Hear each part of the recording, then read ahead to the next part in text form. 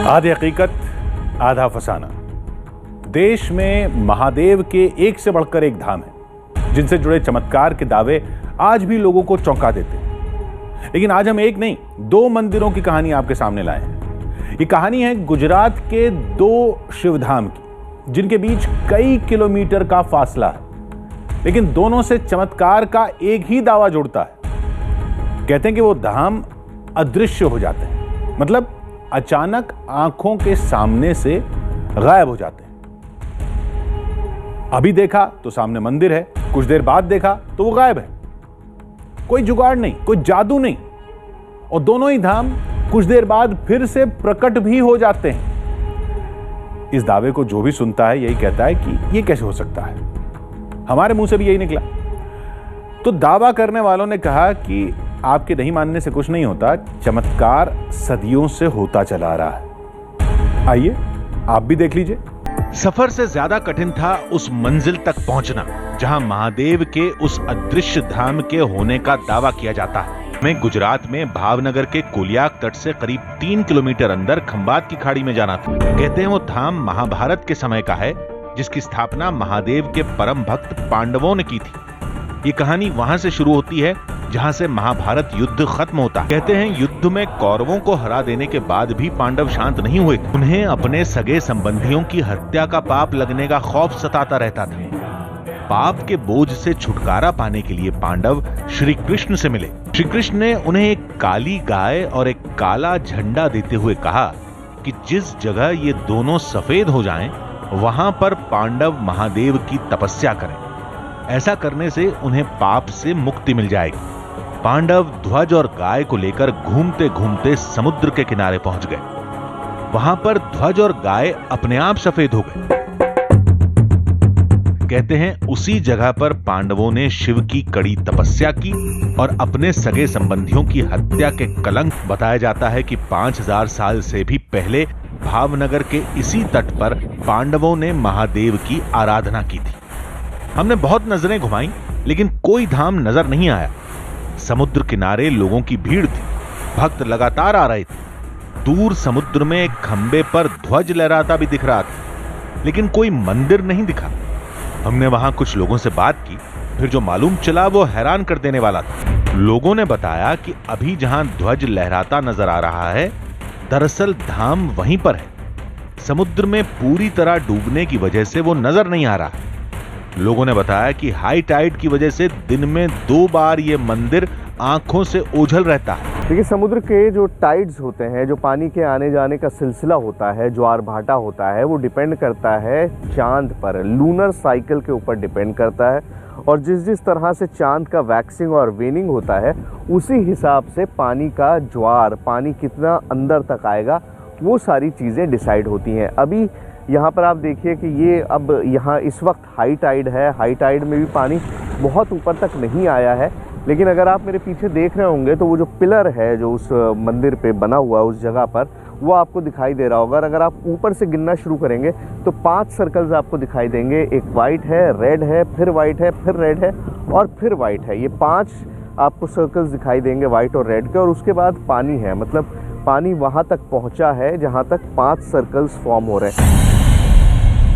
समुद्र के किनारे काफी तादाद में लोग थे जो लो टाइड का इंतजार कर रहे थे, जिसके बाद पानी वापस समुद्र में चला जाएगा और समुद्र के नीचे से वो रास्ता नजर आने लगेगा जिस पर चलकर लोग महादेव के उस अद्भुत धाम तक पहुंच पाएंगे। इस जगह पर ज्वार भाटा कितना तेज आता है, इसे कुछ ऐसे समझा जा सकता है। यहाँ पर ये एक मूर्ति है जो समुद्र में पड़ी हुई है। अभी जब पानी आ जाएगा तो ये आपको दिखाई नहीं देगी, तो मैं इसको एक मार्कर के तौर पे इस्तेमाल कर रहा हूँ। और आप देखिए कि अभी पानी बिल्कुल इसके बेस पे है, अभी यहाँ पर भी पानी नहीं है। और आप देखेंगे कि किस तरह से तेज़ी से पानी बढ़ेगा और ये मूर्ति पानी में समाएगी। तो वो सारा सिस्टम हम आपको दिखाने की कोशिश करेंगे एक मार्कर के तौर पे कि किस तरह जब पानी बढ़ता है, जब ज्वार चढ़ता है, टाइड आता है, तो किस तरह से पानी बढ़ता है। इसको दिखाएंगे, देखिए। में रहता है और 6 घंटा दर्शन के लिए ये मंदिर खुलता है।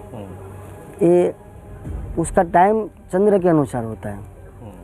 कैसे? जैसे चंद्रमा रोज खिलने में 48 मिनट का फ़र्क रहता है कि जब खिलता है तब ये पानी खाली होता है जब खिलने के बाद ये धीरे धीरे जैसे चंद्रमा अपने सिर पे आएगा तो पानी किनारे पे आ जाएगा। और जैसे चंद्रमा डूबेगा तो पानी वापस खाली हो जाएगा। उसका टाइम टेबल चंद्र के अनुसार होता है। इसके वो चंद्र के अनुसार दर्शन होता है, उसका टाइमिंग चंद्र के अनुसार है। वो अपने मर्जी से नहीं खुलेगा। कोई भी आएगा वो उसकी मर्जी से दर्शन होगा, अपनी मर्जी से दर्शन नहीं होगा। प्रकृति की इस अद्भुत घटना ने महादेव के उस धाम को चमत्कारी बना दिया है या वाकई वहां कुछ है, ये जानने के लिए धाम तक पहुंचना जरूरी था और पानी कम हुए बगैर वहां तक पहुंचना मुमकिन नहीं था। समुद्र के बढ़ते पानी और टाइड के खतरे को देखते हुए कुछ लोग तो दूर से ही दर्शन करके लौट रहे थे। निष्कलंक महादेव तक पहुंचना, मैंने आपको बताया, टाइड की वजह से, पानी की वजह से मुमकिन नहीं होता। तो जो लोग नहीं पहुंच पाते वो यहीं समुद्र किनारे अपना पूजा करते हैं। जैसे यहाँ पर अस्थि विसर्जन के लिए आए हैं, इनका इरादा तो यही था कि ये वहाँ तक जा सकें, मंदिर तक पहुँच सकें। लेकिन पानी है बहुत ज़्यादा। देखिए आप पानी कहाँ तक है इस वक्त। अभी दोपहर का करीबन 12:30 बज चुके हैं, 12 के करीब है। लेकिन उसके बावजूद भी पानी अभी बिल्कुल, हम 1 किलोमीटर अंदर हैं और पानी अभी घुटनों तक है। और अगर वहाँ तक आप जाएंगे तो वो जाना इम्पॉसिबल है। मान्यता है कि इस जगह पर पूजा करने वालों के सारे कलंक मिट जाते हैं, जैसा पांडवों के साथ हुआ था। पांडवों कौरव बीच युद्ध हुआ, तब पांडवों ने उनको भाई कौरवों ने मार दिया था। इसके बाद उससे पाप लगा। वो पाप निवारण के लिए, पाप धुलने के लिए वो पांचों भाइयों ने स्थापना की, वो पूजा की। बाद में जो कोई कलंक किया वो कलंक में से मुक्त हो गया और इसका नाम निष्कलंक महादेव है। कोई कलंक नहीं हुई। धाम की कहानी को जानते समझते काफी वक्त बीत गया। इसके साथ ही लो टाइड की वजह से पानी का लेवल काफी कम हो चुका था। अब हमें महादेव का वो अद्भुत धाम दूर से नजर आने लगा था। निष्कलंक महादेव आपके सामने है, जिसके बारे में मान्यता ये है कि ये पांडवों ने स्थापित किया था। तो मंदिर तक पहुंच जाएंगे, पानी में चल के जाना है, पानी के अलावा कोई रास्ता नहीं है। तो इसी पानी में चल के हम उस मंदिर तक जाएंगे और उसके बाद फिर हम आपको दिखाएंगे कि आखिर क्या है इस समुद्र की गोद में, ऐसा क्या है कि लोग इस मंदिर को दुनिया के सबसे पवित्र मंदिरों में से एक मानते। लो टाइड होने की वजह से पानी घुटनों के नीचे था। उस मंदिर तक जाने के लिए यही सही समय था। हमारे पास केवल 6 घंटे थे। 6 घंटे बाद फिर से टाइड आ जाएगी। हमें उससे पहले काम खत्म करना होगा। तो निष्कलंक महादेव पहुंचने वाला हूं। देखिए अभी सिर्फ 100-200 मीटर का फासला रह गया है। लेकिन प्रॉब्लम यह है कि पानी में एक एक कदम चलना बहुत मुश्किल काम है। पानी घुटनों तक है और जब आप पानी में चल रहे होते हैं नीचे को तो आपको कुछ दिखाई नहीं दे रहा है, क्योंकि बहुत ज़्यादा मिट्टी है, पानी साफ़ नहीं है लोगों के आने जाने की वजह से। और ऐसे में आपको नीचे कुछ नहीं दिखाई दे रहा है और आपको चलते रहना है मंदिर की तरफ। लेकिन अब पहुँचने वाले भाई। महादेव का ये धाम वाकई अद्भुत था, जो खंबात की खाड़ी में समुद्र तट से करीब 3 किलोमीटर अंदर एक ऊंची सतह पर स्थापित था। कहना मुश्किल था कि इस जगह को किसी इंसान ने बनाया हो। शायद हर शख्स इस जगह को दैवीय मानता है। समुद्र का पानी पूरी तरह वापस जा चुका था। अब किनारे से धाम को आने वाला रास्ता साफ नजर आने लगा था। ये जगह दिन में 2 बार समुद्र की तेज लहरों को सहती है, 2 बार पानी में पूरी तरह डूब जाती है। लिहाजा यहाँ की हर चीज टूट फूट जाती है सिवाय इन शिवलिंग के। कहते हैं समुद्र उन सभी चीजों को तोड़ देता है जो बाद में बनाई गई, लेकिन आज तक इन शिवलिंग पर एक खरोंच तक नहीं आई। बाकी की जो चीज है वो समुद्र का प्रेशर से टूट जाती है। जैसे सीमेंट का बनाया हुआ है, वो 7-8-10 साल में उसको वो परिवर्तन होता है। पर जो शिवलिंग है महादेव का, उसको कुछ नहीं होता है। बाजी का आजू बाजू का काम बनाना पड़ता है, तो ये शिवलिंग वही का वही है। वो नया सब काम बनाया है, ऊपर जो लगाया हुआ है। अच्छा, मतलब सब कुछ टूट जाता है पानी के उससे। लेकिन ये शिवलिंग जो है कितने हजार साल पुराना? वो शिवलिंग सब 5-5.5 हजार साल हुआ है, तो शिवलिंग का वही है। शिवलिंग में कोई फेरफार किया नहीं है। ये जगह पांडवों से जुड़ी है, लिहाजा यहाँ 5 शिवलिंग के मुताबिक सभी शिवलिंग 5000 साल से भी पुराने हैं। यानी ये सभी महाभारत काल के माने जाते हैं। शिवलिंग है, उनके बारे में आपको बताऊं, ये सबसे बड़ा है, ये मेन शिवलिंग है। और इसके बारे में मान्यता ये है कि ये धर्मराज युधिष्ठिर का शिवलिंग है, सबसे बड़े थे। तो शिवलिंग भी सबसे बड़ा है। उसके आगे आप आएंगे तो आपको दिखाई देगा, आप थोड़ा 4 कदम आगे चलेंगे तो आपको अर्जुन का शिवलिंग, इस शिवलिंग के बारे में मान्यता है कि ये अर्जुन ने स्थापित किया था। और जिस तरह का उनका साइज था, भीम का जिस तरह का साइज था, जिनके बारे में कहा जाता है कि वो बहुत विशालकाय थे, तो वो एक बड़ा शिवलिंग उधर है। और पीछे की तरफ नकुल और सहदेव के भी हैं, वो मैं आपको आगे दिखाऊंगा। लेकिन ये देखिए 3 मेन शिवलिंग हैं जो एक जगह पर स्थापित है। एक ये भीम का हो गया, इधर आएंगे तो अर्जुन का हो गया, और उधर जाएंगे तो धर्मराज युधिष्ठिर का। यही वो खंबा था जो समुद्र के किनारे से हमें डूबा हुआ दिख रहा था। दरअसल ये एक मार्कर है ताकि दूर से लोगों को पता चल सके कि इस धाम पर कितना पानी भरा हुआ। लेकिन यहां मामला केवल शिवलिंग और पूजा पाठ तक ही सीमित नहीं है। इस जगह से जुड़ी एक ऐसी बात सुनने को मिली जिसने हमारे रोंगटे खड़े कर दिए। कहते हैं इस जगह पर कभी कभी 5 लड़कों के साथ लहरों पर एक दिव्य ज्योति दिखाई देती। हाँ, यहाँ एक बार चारों ओर पानी घूम गया था, तो एक बूढ़ी माँ थी 50-60 साल की, पंडित थी, तो वो बोली कि अभी तो पानी घूम गया, अब मेरा क्या होएगा। तो यहाँ 5 बालक थे, यहाँ खेल रहे थे, वो उसको दर्शन दिए। ऐसी जगहों पर इस तरह की कहानियां अक्सर सुनने को मिल जाती हैं। वैसे भी इस दावे की पड़ताल नहीं की जा सकती। इस जगह को देखते और कहानियों को समझते कब 6 घंटे निकल गए पता ही नहीं चला। समुद्र की लहरें एक बार फिर मंदिर की चौखट पर दस्तक। हमारे बात करते करते ही पानी की आप तेज़ी देख सकते हैं कि बढ़ता जा रहा है, पानी का बहाव बढ़ता जा रहा है। पहले वहाँ तक पानी था, नीचे वाली सीढ़ी तक, और अब पानी ऊपर तक बिल्कुल मेरे करीब पहुँचने लगा है। तो हमारे पास चंद मिनट है, तो चंद मिनटों का ही वक्फा होता है जिसमें आप इस मंदिर तक पहुँच सकते हैं। कभी कभी घंटे होते हैं, वो सब ज्वार की टाइड्स पर डिपेंड करता है कि आप किस तरह से यहाँ पर आ सकते हैं। लेकिन उससे ज़्यादा वक्त नहीं होता, कुछ घंटे होते हैं, दिन में स्पेसिफिक टाइम होता है।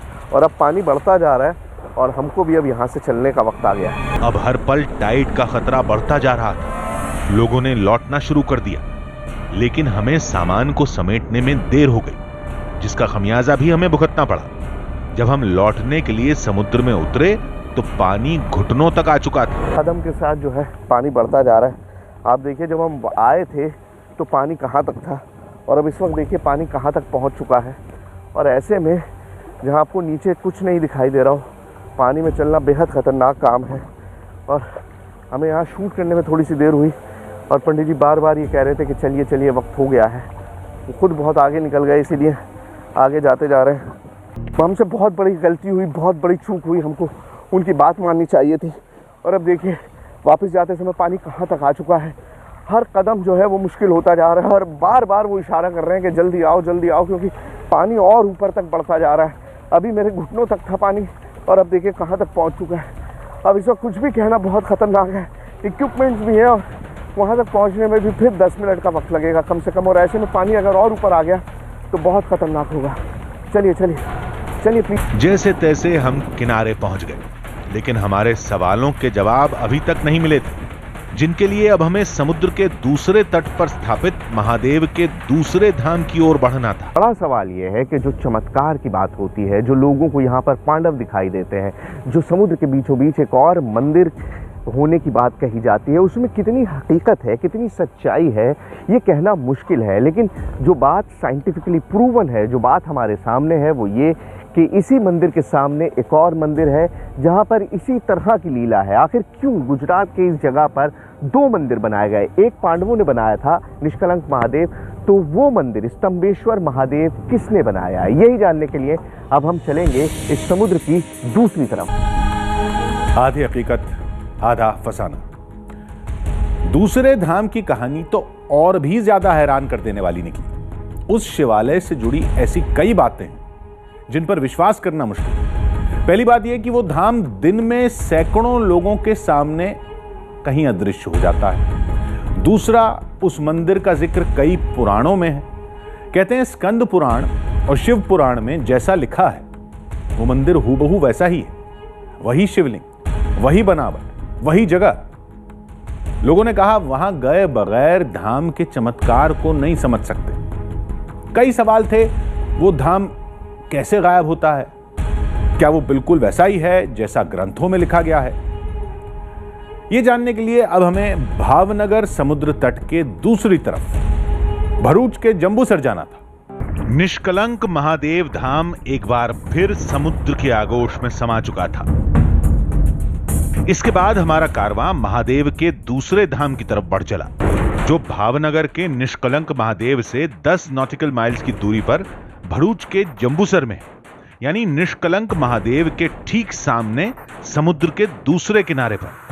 मैं अभी निष्कलंक महादेव में था और वहाँ जो चमत्कार होता है, पानी किस तरह से आता है, शिवलिंग किस तरह से पानी में समा जाता है और फिर चंद घंटों बाद आपके सामने आ जाता है, वो आपने देखा।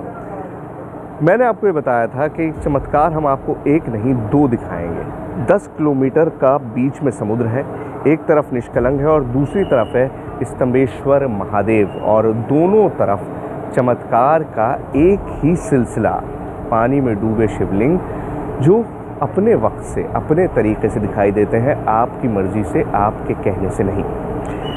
निष्कलंक महादेव हमने आपको दिखा दिया, अब हमको जाना है स्तंभेश्वर महादेव। बाय रोड अगर हम जाते हैं तो करीबन 10 घंटे का सफ़र है, लेकिन रोरो फेरी जो एक बिल्कुल नई चीज़ है जिसमें लोग भी जा सकते हैं, आपके व्हीकल्स भी जा सकते हैं, आपकी गाड़ियाँ भी जा सकती हैं, तो उसके ज़रिए वही सफ़र जो है सिर्फ 2 घंटे में पूरा हो जाता है। तो रोरो फेरी में हम आ गए हैं और अब हमारी अगली मंजिल है स्तंभेश्वर महादेव।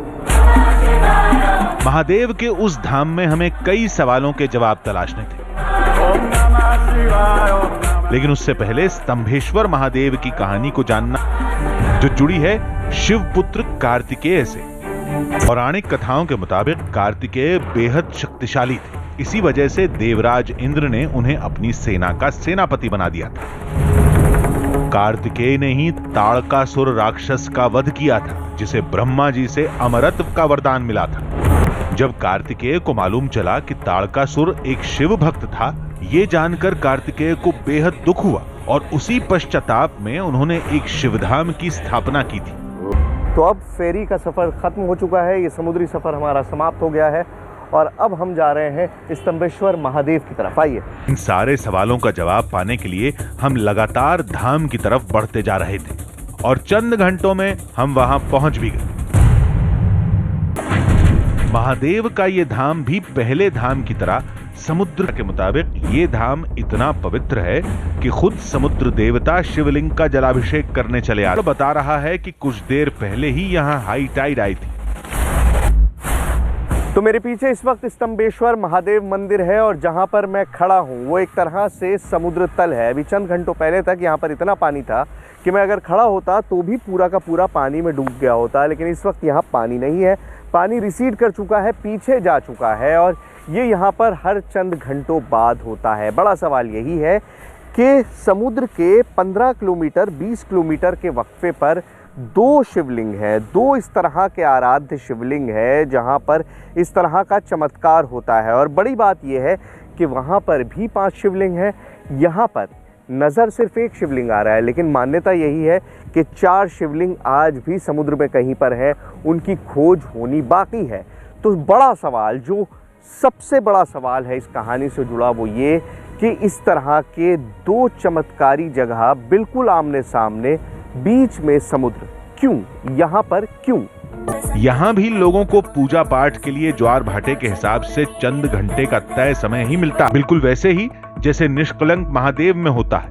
फर्क बस मंदिर के ढांचे का है। ये धाम पहले वाले धाम के मुकाबले भव्य है। पानी कम होते ही लोग शिवलिंग की पूजा में जुट जाते हैं। इस वक्त आपके सामने है स्तंभेश्वर महादेव। अब इसकी फॉर्मेशन की अगर हम बात करें तो हज़ारों साल पुराना है। जिस तरह की कहानी है कि स्कंद महापुराण में इसका जिक्र है और ये इसके बारे में जानकारी बहुत कम थी, बहुत कम लोग जानते थे कि यहाँ पर स्तंभेश्वर महादेव मौजूद है, क्योंकि एग्जैक्ट लोकेशन उसमें नहीं दर्ज थी। उसमें दर्ज था कि हाँ इस तरह का एक सागर के पास है जहाँ पर इस तरह से एक शिवलिंग है, और उसके बाद ये रेत में दबा हुआ था। तो बहुत कम लोग इसके बारे में जानते थे।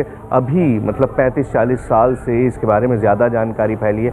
लोगों को ये अंदाज़ा था कि इस एरिया में कहीं ना कहीं इस तरह का शिवलिंग है, लेकिन वो कहाँ पर है, उसका एग्जैक्ट स्पॉट कहाँ है, वो किसी को नहीं पता था। अब इसके आसपास जो आप सारी चीज़ें देख रहे हैं वो सारी मैन मेड है, मतलब बाद में बनाई गई हैं। ये जितना भी पत्थर का काम आप देख रहे हैं, और जैसा मैंने आपको पहले भी बताया कि पानी लगातार आता जाता रहता है, हज़ारों सैकड़ों फीट पानी के नीचे भी दब जाता है, उसके बाद भी ये अपनी जगह पे मौजूद रहता है। जितना भी मैन मेड स्ट्रक्चर है वो टूट जाता है, चंद सालों बाद उसे बदलना पड़ता है, लेकिन ये हज़ारों साल से यहाँ पर मौजूद है और स्तंभेश्वर महादेव के नाम से अब सारी दुनिया इसे जानती है। बताया जाता है कि महाशिव पुराण के रुद्र संहिता भाग 2 के अध्याय 11 के साथ स्कंद पुराण में भी इस शिवालय का जिक्र किया गया है।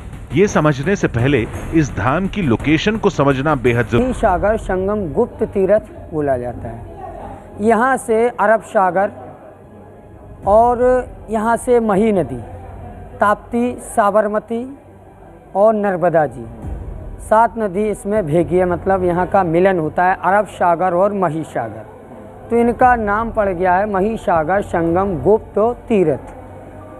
तब उन्हें यहाँ पर उल्लेख किया, तो ये बहुत तपोबल, मतलब बहुत तपी, हजारों ऋषियों मुनियों ने यहाँ पर तपस्या। हम इस बात को तभी मानेंगे जब हम खुद स्कंद पुराण के उस हिस्से को पढ़ेंगे जहाँ इस मंदिर वाली जगह का जिक्र किया गया है। इसके लिए हमने एक बाबा से बात की जो सालों से इस धाम की देखरेख कर रहे। बाबा ने स्कंद पुराण को ही हमारे सामने रख दिया। बाबा ने बताया कि इस पुराण में स्तंभेश्वर धाम से जुड़ी जगहों का नाम कई बार मिलता है, लेकिन कुमारिका खंड में महादेव के इस अद्भुत धाम का साफ तौर पर जिक्र किया गया है।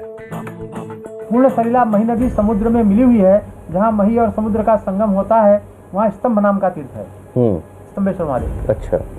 जो तीनों लोकों में विख्यात है। वहाँ जो मनुष्य स्नान करते हैं वे सब पापों से मुक्त हो जाने के कारण यमराज के समीप कभी नहीं जाते। स्कंद पुराण सदियों पुराना ग्रंथ है और इस पुराण में धाम के जिक्र होने का मतलब यह है कि ये जगह पौराणिक काल की है। तो क्या इस जगह से चमत्कार के वो तार भी जुड़ते हैं जिनकी तलाश में हम भावनगर से भटक रहे हैं? इस सिलसिले में हमने कई लोगों से बात की, लेकिन सबके पास किस्सों के अलावा कुछ नहीं था। लेकिन एक कहानी ऐसी थी जिसने हमें भी चौंका दिया। कार्तिक स्वामी को यहाँ पर आए तो कार्तिक स्वामी को ये भूमि बहुत अच्छी लगी, बहुत तपोबल भूमि लगी, तो उनको सुंदर लगे। तब उन्होंने कहा कि यहाँ पर ही स्थापना करूँगा मैं। तो यहाँ पर उन्होंने 5 शिवलिंग स्थापित की।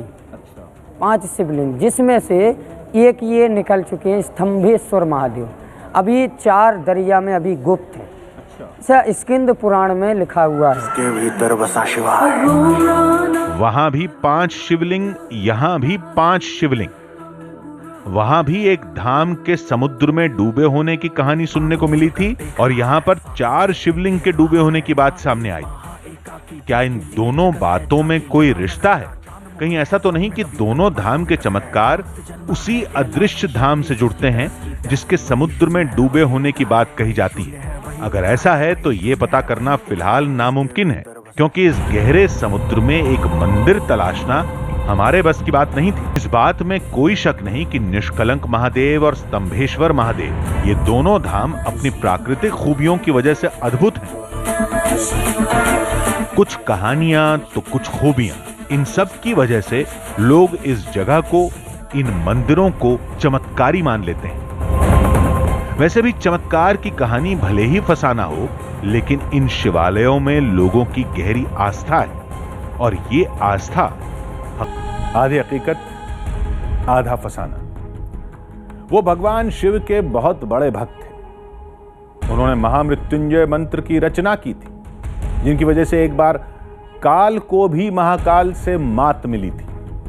हम बात कर रहे हैं महर्षि मार्कंडेय की, जो हिंदू पुराणों के उन 8 किरदारों में एक हैं जिन्हें आज भी जीवित माना जाता है। काशी में उनका एक धाम है, वहां एक युगों पुराना शिवलिंग है। कहते हैं महर्षि मार्कंडेय आज भी उस शिवलिंग पर जल चढ़ाने आते हैं। सबूत है शिवलिंग पर रोज सुबह मिलने वाले पूजा के निशान। दावे के मुताबिक ऋषि मार्कंडेय आधी रात को गंगा में स्नान करते हैं, फिर मंदिर में जल चढ़ाने के लिए आते हैं। इस दावे को खारिज करना मुश्किल था। दावा उस शख्स से जुड़ा था जिन्होंने महामृत्युंजय मंत्र की रचना की थी, जिसमें मृत्यु को भी मात देने की शक्ति। तो क्या वाकई उस धाम में महादेव के वो अदृश्य भक्त आते हैं? ये जानना अब जरूरी हो गया। मंजिल बेहद करीब थी और रास्ता भी बिल्कुल सीधा। अगर कोई उलझन थी तो वो था उस धाम से जुड़ा दावा, जहां आज भी पौराणिक काल के महर्षि मार्कंडेय के आने का दावा किया जाता है, जिन्होंने महामृत्युंजय मंत्र की रचना की, जिन्हें महादेव से अमर होने का वरदान मिला था। कहते हैं मार्कंडेय अपने आराध्य का दर्शन करने आज भी उस धाम में आते हैं। इस सफर में हमारी मंजिल था दिल्ली से करीब 900 किलोमीटर दूर वाराणसी का मार्कंडेय महादेव मंदिर। बनारस के घाट, यहाँ की गलियां और इस शहर का बिल्कुल अलग अंदाज। वाराणसी को पूरी दुनिया में इन्हीं बातों के लिए जाना जाता है, लेकिन फिर भी आप जितनी बार बनारस आएंगे उतनी बार कोई नई कहानी, कोई नई बात इस शहर के बारे में पता चलती है। आज भी हम एक बिल्कुल नई कहानी की खोज में यहाँ पर पहुँचे हैं। ये कहानी है भगवान विश्वनाथ के एक ऐसे भक्त की जिसकी भक्ति के सामने खुद यमराज को भी घुटने टेकने पड़े थे। ये कहानी है महर्षि मार्कंडेश्वर की, जो पूरे काशी क्षेत्र में जाने जाते हैं। महर्षि मार्कंडेश्वर यहाँ की कथाओं में अमर हैं और कई लोग उन्हें आज भी देखने का दावा कर रहे हैं। किसी जंगल, गुफा या किसी ऊंचे पहाड़ पर नहीं है। इन सबके उलट मंदिर के आसपास घनी आबादी है। फिर भी इस धाम में इतने बड़े चमत्कार का दावा हैरत में डालता है। यही ख्यालों में खोए हम मार्कंडेय महादेव मंदिर पहुंच गए। मंदिर तो बहुत ही विशाल था, लेकिन एक बात ने हमें उलझा रखा था, वो ये कि इस धाम में लोगों की भारी भीड़ थी। इतनी चहल पहल वाले मंदिर से इतना बड़ा दावा कैसे जुड़ा हो सकता है? इस मंदिर के गर्भगृह में जाएंगे, उस चमत्कार की भी पड़ताल करेंगे, लेकिन उससे पहले हमें इस शिलालेख पर लिखी पूरी कहानी को जानना था।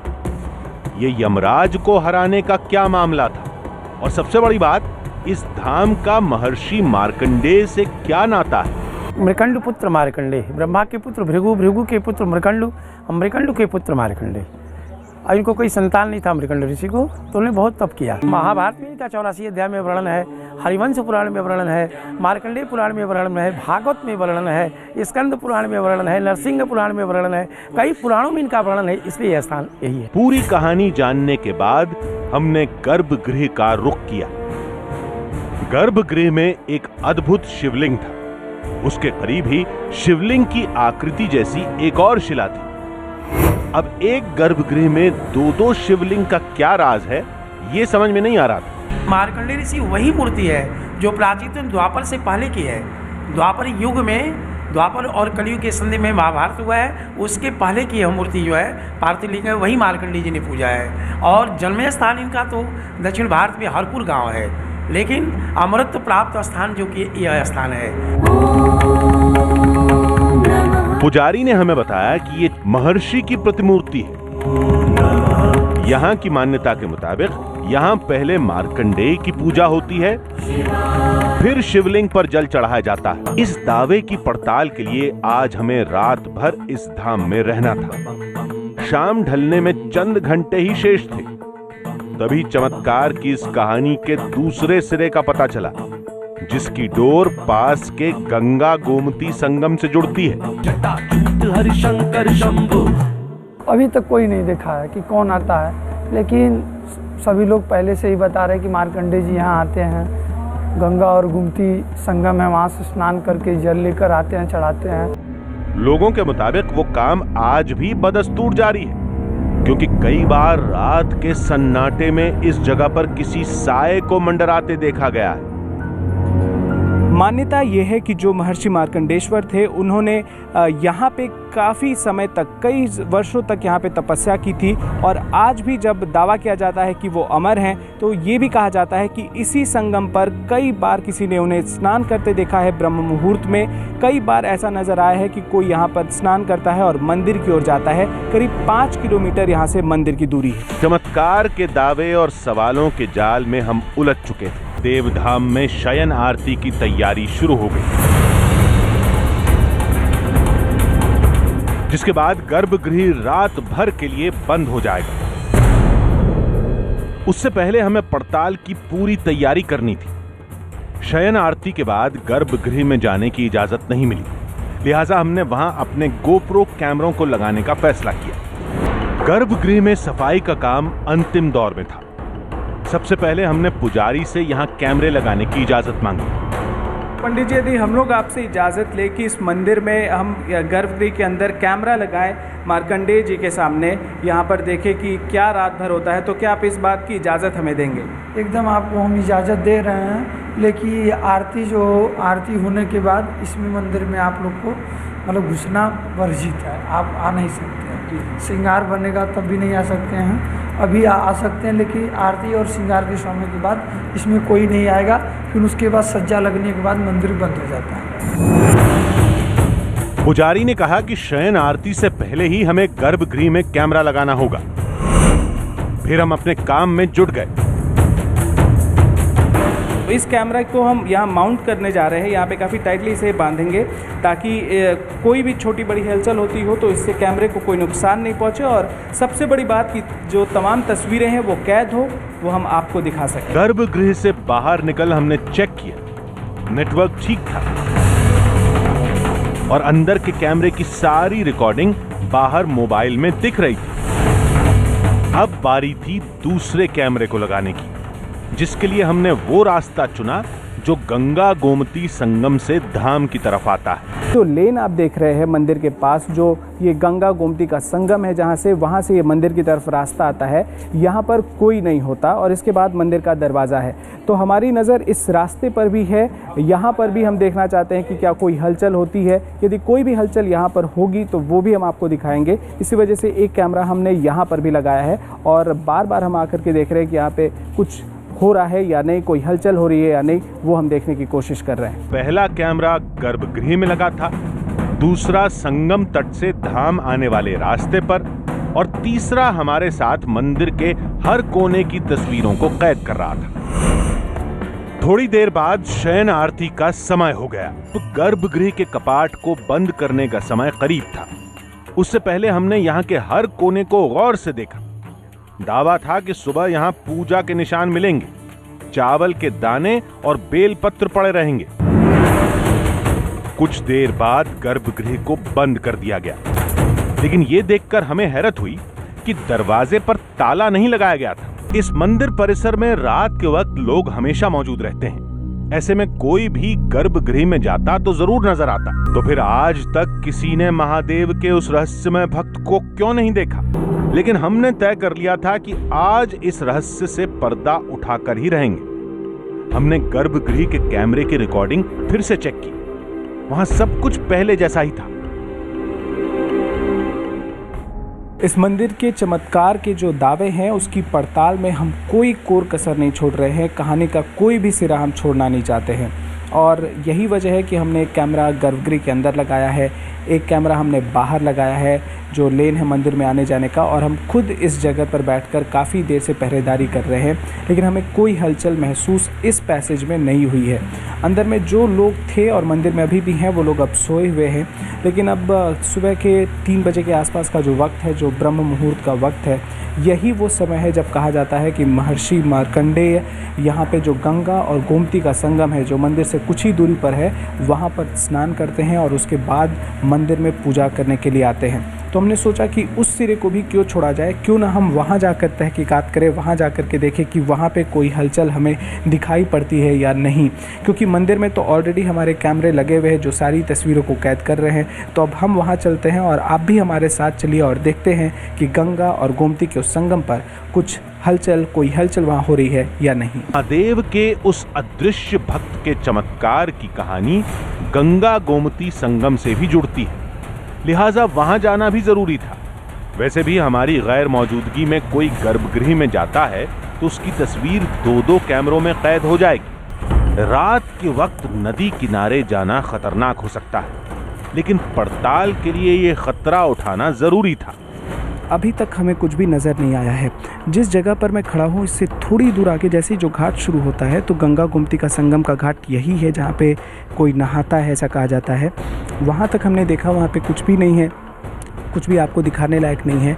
यहाँ पे हम इसलिए मौजूद है कि यदि कोई आता जाता है, कुछ भी हलचल होती है तो हम आपको दिखा सकें। पहाड़ियों में कुछ हलचल दिखी। जब हम वहाँ पहुँचे तो हमें एक जलता हुआ दिया और कुछ फूल मिले। एक दिया जल रहा है, उसके सामने कुछ पूजा की सामग्री रखी हुई है, वो हमें दिखाई पड़ रहा है, और जब हम कुछ देर पहले यहाँ पे आए थे तो यहाँ पे कुछ भी नहीं था, कोई भी चीज़ नज़र नहीं आई थी। लेकिन अब से थोड़ी देर पहले यहाँ पे ये चीज़ें किसी ने दिया, ऐसा लगता है जलाया है, किसी ने पूजा की है। यहाँ पे बीच बीच में आवाज़ें कुछ आ रही थी, जैसे यहाँ पे कोई हलचल हो रही हो, लेकिन कुछ भी साफ साफ पता नहीं चल पा रहा था। लेकिन ये तो बिल्कुल साफ दिखाई पड़ रहा है कि है क्या। ये दिया जल रहा है यहाँ पर और कुछ पूजा के सामान रखे हुए हैं, वो आपको नज़र आ रहे होंगे। पूजा का कुछ पूजन सामग्री रखी हुई है, दिया जल रहा है। किसने इसे जलाया है और वो कहाँ चला गया ये हम नहीं जानते इस वक्त। इस जलते दिए ने हमें चौंका कर रख दिया था। अगर कोई यहाँ आया था तो हमें दिखा क्यों नहीं?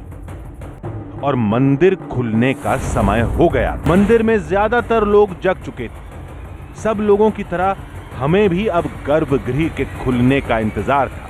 तो मार्कंडेश्वर मंदिर में अभी सुबह सुबह का वक्त है, अभी रोशनी भी चारों तरफ नहीं आई है और अब समय हो गया है मंगला आरती का, जब मंदिर के जो पुजारी हैं वो यहाँ पर पहुँचेंगे और जो रात में कपाट बंद कर दिए गए थे उन्हें खोला जाएगा। कपाट खुलने के साथ दिल की धड़कन तेज होने लगी।